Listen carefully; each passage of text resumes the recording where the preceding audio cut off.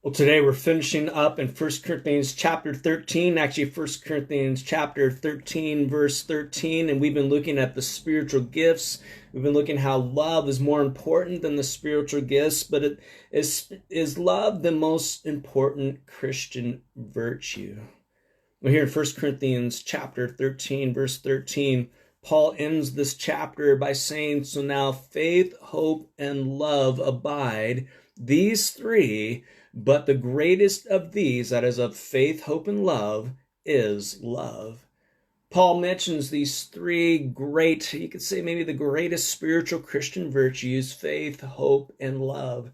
And it's quite interesting that love, as we saw in verses 4 through 7, believes all things, which is faith, and also hopes all things, which is hope. So love actually encompasses both faith and hope together. But one day, verse 10, when the perfect comes, we will no longer need faith because our faith will be sight. We will be in the presence of God, and therefore we will no longer actually need faith.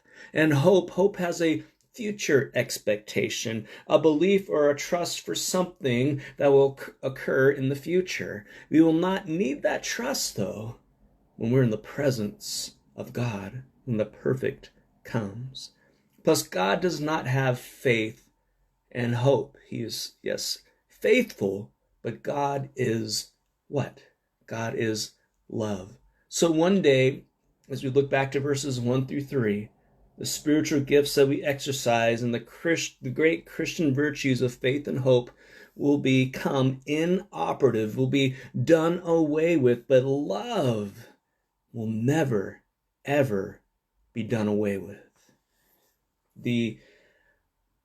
So today we can exercise the eternal virtue of love, something that we'll experience and that we should exhibit forever. This virtue is more important than all the other Christian virtues or spiritual gifts mentioned, and love will be something that we can exhibit and again experience for all eternity. So we can today, and I encourage you, do this today. Take part of an experience that we will one day exhibit itself fully. Partake and show and experience agape love. Remember, God loves you.